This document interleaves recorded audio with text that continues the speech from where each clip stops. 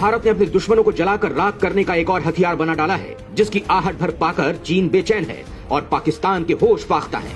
भारत ने एक साथ 10,300 बमों से हमला करने की तकनीक इजाद कर ली है। जी हाँ दोस्तों, 1, 2 या 100, 200 या 1000, 2000 बम नहीं, पूरे के पूरे 10,300 बमों से एक झटके में हमला करने की काबिलियत हिंदुस्तान के वैज्ञानिकों ने सालों की कड़ी मेहनत और दशकों लंबे चले रिसर्च के बाद खोज निकाली है। इस तकनीक का तोड़ ना तो चीन के पास है और ना पाकिस्तान के पास। जब से भारत के इन दोनों दुश्मनों को इस महाबम का पता चला है, तब से दोनों देशों में हड़कंप मचा हुआ है। दोनों देश थर थर कांप रहे हैं, उनके हलक सूख चुके हैं। तो चलिए समय गंवाए बगैर आपको बताते हैं आखिरकार भारत ने किस तकनीक से ये महा उपलब्धि हासिल की है। दोस्तों, इस उपलब्धि को हासिल किया है मध्य प्रदेश के जबलपुर जिले की ऑर्डिनेंस फैक्ट्री के वैज्ञानिकों ने। उन्होंने ऐसा हथियार बना डाला है जिसकी काट ना तो चीन के पास है और पाकिस्तान के पास उसके काट की कल्पना तक करने की ताकत नहीं है। यह हथियार स्टिल्थ टेक्नोलॉजी को भी मात दे सकता है और जल, थल या आकाश कहीं से भी और कहीं पर भी दुश्मन का जहन्नुम का टिकट काट सकता है। हिंदुस्तान की इस उपलब्धि से भारत का डंका पूरी दुनिया में बज गया है। दोस्तों, हिंदुस्तान ने अब अपनी काबिलियत के बूते अंतरिक्ष, medical, defence, education, marine, science और एविएशन समेत तमाम सेक्टर्स में दुनिया को दिखा दिया है कि अब भारत किसी से कम नहीं है। एलएसी से लेकर अंतरिक्ष तक हिंदुस्तान के खिलाफ साजिशें रचते चीन को अब भारत ने उसकी नानी याद दिलाने के लिए बेहद ताकतवर हथियार बना लिया है। यह हथियार ऐसा है कि एलओसी में पाकिस्तान भी चूं पटाख करने से पहले कम से कम 10,300 बार सोचेगा। दरअसल मध्य प्रदेश के जबलपुर जिले में स्थित ऑर्डिनेंस फैक्ट्री ने भारत की सैन्य शक्ति का विस्तार करते हुए सेनाओं के बाजुओं में फौलाद भर दिया है। देश के दुश्मनों पर कहर बरपाने के लिए भारत का डीआरडीओ जीपी बम बना रहा है। डीआरडीओ जीपी यानी जनरल बम बना रहा है। जीपी बम को किसी फाइटर जेट से गिराकर दुश्मन की मौत की गारंटी दी जा सकती है। ये इकलौता बम ही युद्ध भूमि का नक्शा एक झटके में बदलने का मादा रखता है। इस बम से तबाही तो मचाई ही जा सकती है, ये मजबूत से मजबूत बख्तरबंद के भी चीथड़े उड़ा सकता है। जीपी बम का धमाका ऐसा है कि आग और तबाही की सुनामी ला देता है।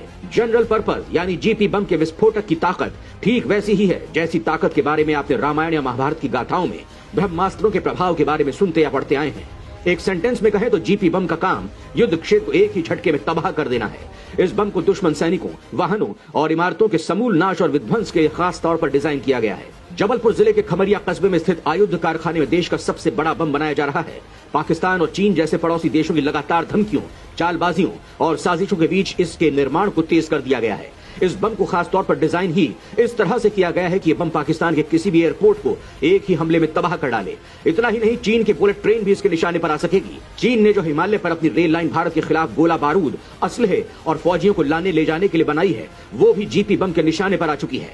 ड्रैगन इसलिए बौखलाया हुआ है और इस बम पर पिछले कई सालों से रक्षा अनुसंधान एवं विकास संगठन यानी डीआरडीओ रिसर्च कर रहा है। पिछले साल इसके टेस्ट रिजल्ट आने के बाद इसकी उत्पादन को हरी झंडी दे दी गई है। दोस्तों, इस प्रोजेक्ट को रक्षा विशेषज्ञ भारत के लिहाज से गेम चेंजर बता रहे हैं। अगर ताकत की बात करें तो सामान्य जीपी बम 500 किलोग्राम वजन के साथ 1.9 मीटर लंबा होगा। इस हाई एक्सप्लोसिव बम को बनाने के लिए पुणे से high energy materials research laboratory की टीम ऑर्डिनेंस फैक्ट्री भेजी गई है। जीपी बम अपने आप में 10,000 से ज्यादा बमों का एक खजाना है। हर बम में 15-15 मिलीमीटर के 10,300 स्टील के गोले लगे होंगे। विस्फोट के बाद हर शेल 50 मीटर तक के टारगेट का शिकार करेगा। यानी जीपी बम खुद में 10,300 बमों की एक फौज को समेटे हुए दुश्मन पर तबाही बनकर टूटेगा। खास बात यह है कि स्टील के गोले 12 mm की स्टील प्लेट में भी घुस सकेंगे, जिसके कारण ये किसी भी सुरक्षा कवच को कागज के पन्नों की तरह चीर कर रख देगा। बमों को इस तरह से डिजाइन किया गया है कि इसे जगुआर और सुखोई Su-30 MKI में भी लोड किया जा सकता है। इससे भारत की रणनीतिक ताकत में बेतहाशा बढ़ोतरी होगी। मोदी सरकार भारतीय सेना के जल्द से जल्द आधुनिकीकरण पर बेहद ध्यान दे रही है। भारत की उपलब्धि उसी ओर बढ़ाया गया एक कदम बताया जा रहा है। जीपी बम की खबर पाकर भारत के दोनों ईर्ष्यालु पड़ोसी देश पाकिस्तान और चीन टेंशन में हैं। उस पर भारत ने कश्मीर में अपनी क्रूज मिसाइलें पहले से ही तैनात कर रखी हैं, जिससे पाकिस्तान और चीन दोनों पहले से ही परेशान हैं। भारत एक और हत्यारा बम भी विकसित कर रहा है, जिससे दोनों दुश्मनों की हवा टाइट हो गई है। जीपी बम रणनीतिक दृष्टि से भारत के लिए बेहद महत्वपूर्ण है। जीपी बम भारतीय सेना को न सिर्फ जंग के मैदान का अजय योद्धा बनाएगा, बल्कि ये भारतीय सेना को और फौलादी भी बना देगा। हर हरकत पर है भारत की नजर, जरा भी हरकत की तो अंजाम बुरा हो सकता है। जमीन से लेकर आसमान तक भारतीय सेना अलर्ट मोड में है। ऐसे समय में जब चीन की हरकतें उसकी मंशा पर संदेह पैदा करती हैं, भारत ने अपनी तैयारी मजबूत कर ली है। इमरजेंसी ऑर्डर पर इजराइल ने भारत को टैंकों का काल दे दिया है। जी हां, भारतीय सेना और एयरफोर्स ने इजराइल से मिली अत्याधुनिक anti tank guided missile ATGM को शामिल कर लिया है। इजराइल के इस खतरनाक हथियार को टैंकों का काल यानी tank killer, Israeli tank killer कहा जाता है। ये लंबी दूरी तक मार करती हैं और पावरफुल इतनी होती है कि बख्तरबंद गाड़ियां पल भर में ही तबाह हो जाएं। भारतीय फौज को यह पावर ऐसे समय में मिली है जब पूर्वी लद्दाख में चीन के साथ पिछले 2 वर्षों से तनाव बना हुआ है और दोनों देशों की सेनाएं आमने सामने हैं। ऐसे में इस किलर मिसाइल के आने से चीन के खिलाफ भारत की तैयारियां और भी पुख्ता हो गई हैं। 24 फरवरी से शुरू हुए संघर्ष में यूक्रेनी सेना की ओर से अमेरिका की javelin anti tank guided missile javelin ATGM और पश्चिम की next generation light anti tank मिसाइलें दागी जा रही हैं। इसने सैकड़ों रूसी टैंक और बख्तरबंद गाड़ियों को मलबे में तब्दील कर दिया है। इजराइल की स्पाइक एंटी टैंक गाइडेड मिसाइलें भी इतनी ही घातक और अनेक क्षमताओं से लैस हैं। सेना स्पाइक LR2 लॉन्चर्स और मिसाइलों को शामिल कर रही है जो जमीन पर 5.5 किलोमीटर तक टारगेट को निशाना बना सकती हैं। उधर भारतीय वायुसेना रूसी मूल के अपने Mi-17 V5 helicopter spike NLOS मिसाइलों से लैस कर रही है जो 30 किलोमीटर दूर तक दुश्मन के टारगेट को तबाह करने की ताकत रखती है। सेना इजराइल की एंटी टैंक स्पाइक मिसाइलों को पहले ही शामिल कर चुकी है। इस मिसाइल के जरिए दुश्मन के टैंकों और बंकर को पलक झपकते ही नष्ट किया जा सकता है। स्पाइक चौथी पीढ़ी की मिसाइल है जो 4 किलोमीटर की दूरी तक किसी भी लक्ष्य को भेज सकती है। इससे आतंकी ठिकानों को भी तबाह किया जा सकता है। दोस्तों, DRDO भी मेन पोर्टेबल ATGM बना रहा है। कंधे, गाड़ी और हेलीकॉप्टर से दागी जा सकने वाली विभिन्न प्रकार की ATGM को शामिल कर सेना अपनी ताकत को बढ़ा रही है। सेना का पूरा जोर अत्याधुनिक नई जनरेशन की एंटी टैंक गाइडेड मिसाइलों पर है।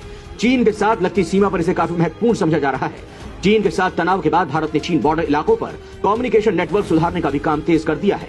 ईस्टर्न लद्दाख के डेमचौक इलाके में कुछ दिन पहले ही नए कम्युनिकेशन टावर की शुरुआत की गई। इसके अलावा पूरे लद्दाख में 35 नए कम्युनिकेशन टावर लगाने का काम चल रहा है।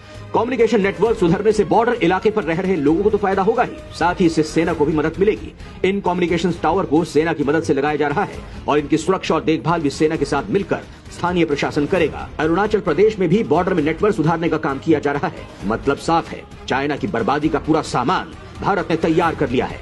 अगर चाइना ने जरा भी हरकत की तो अंजाम इतना भयंकर होगा कि चाइना में बस राख के ढेर ही दिखाई देंगे। जय हिंद, जय भारत।